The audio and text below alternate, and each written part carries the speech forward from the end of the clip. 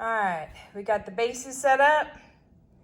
We got the chameleon set up, and I've got some bright colors as well. So let's have some fun.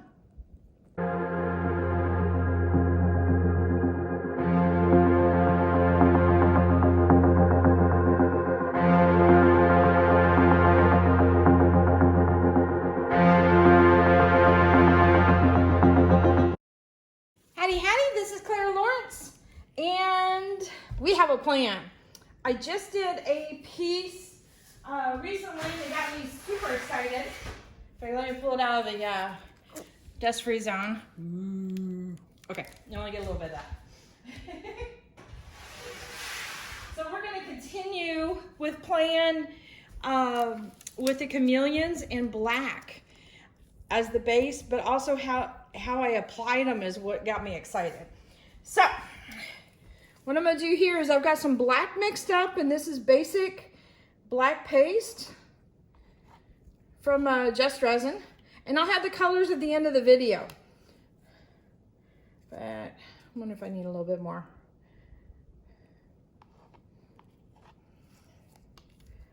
Yep.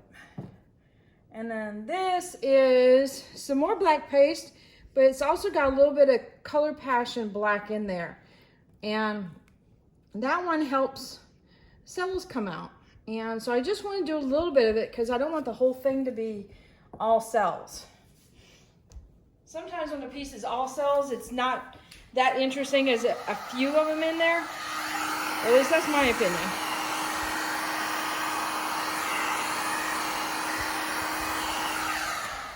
All right. I kind of wanted to move that black around even though you can't see it. That way it's kind of blended in.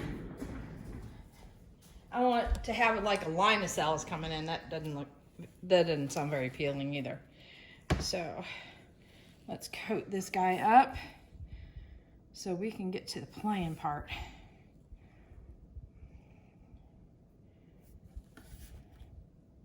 So I'm just doing a skin coat, and I missed a spot. There we go. Everywhere from edge to edge. And it's easier to follow this one since it's clearly a prominent color there. Whereas the clears are a little harder to see what I'm doing. Actually, it looks like I'm laying down a bunch of oil or something. But wait till you see the chameleons on top of black. Black and really dark colors, they sing. I think they're transparent in nature or something like that. I'm not certain. I don't want to give you the wrong information. But they do show up on white, but just not that strong. All right, I'm going to pause the video right now and finish this part up because I know this is super exciting. Well, I'll tell you what. Having black as the base sure makes it really easy to know full coverage, getting the edge to edge, and if there's any missed spots. I highly recommend it. Okay, so what we're gonna do is I'm gonna play with one color, and I'm gonna go ahead and pick, this is Wild Jasmine from Resin Art. So we're gonna do this color, and we're also gonna do this one, which I believe is Red Queen. And to be really, really honest with you, I don't know the name of this color. So I got these early on from Erica, and she hadn't quite made her labels yet. And I was being nice to her. I'm like, nah, you don't need to put the labels on there. If anybody ever asks for labels, if anything, just write it on there because it's super handy. But I will try and match it up till I can definitely give you the link for those. So what I'm going to do is I've got these little silicone brushes, which come in handy big time for painting with this resin. So what I thought I'd do is kind of recreate what I did last time, but this time I'm going to use two chameleons and one color, meaning a color that's not chameleon, and that'll be the Wild Jasmine. So I think I might do Wild Jasmine first.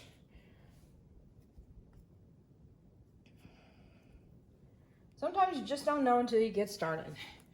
So literally what I do is I get this thing in there, get a good amount on here, and I'm just brushing it on.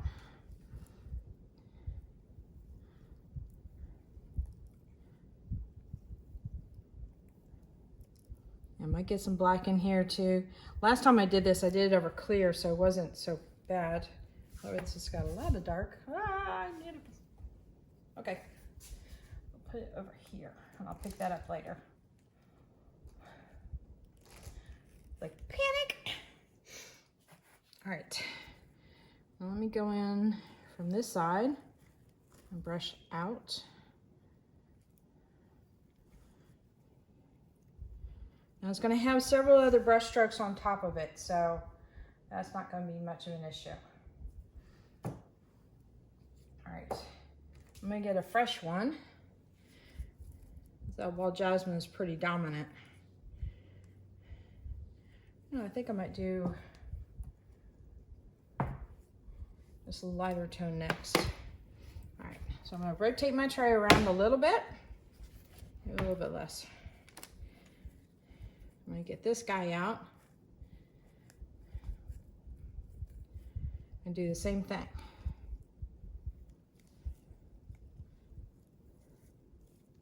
That works.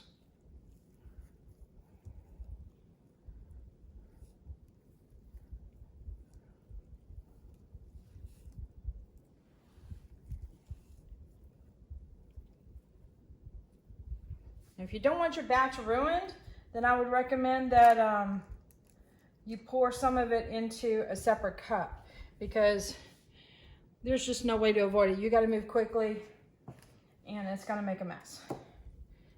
All right, I'm going to rotate a little bit more.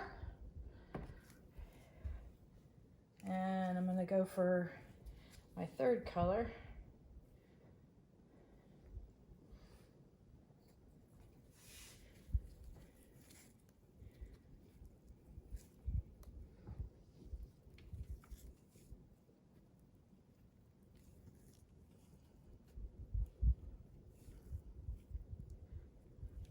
I do a little bit more here.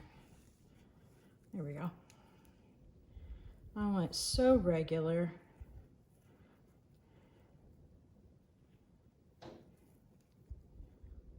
I think we just had a bug hit the window.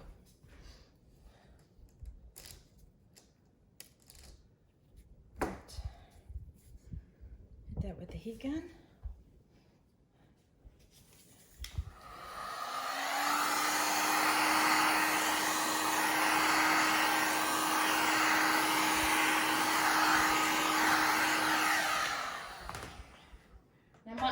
Looked very similar to this, meaning you had the brushy strokes on there, had a couple cells, but it's sitting in the curing area for a while. More cells came up because I was doing the color over the color passion, and that's what you need to get those cells up. So this looks pretty good so far. There's a little area here I want to hit because it looks kind of like a spill. I want it to look intentional, not unintentional. I might do this. See if I can bring that jasmine to the surface a little bit. All right, let's put this guy up. Oh, wait a minute. Sorry. Scratch that. I forgot to bring you in for a close-up. Terribly sorry. All right, here's the overall view. All right, ready for zoom in? Skunk.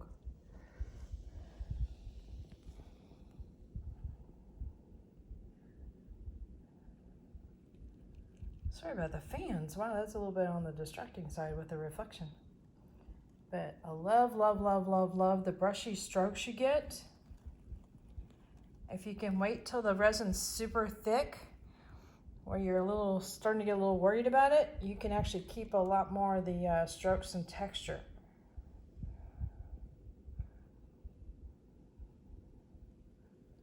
So this guy gets really interesting when you move around. Let's see if I can get an effect here. by just moving around the piece. All right, come on. No, we're not staying the same colors. Okay. I'll shift it a little bit there. Okay. I'm happy.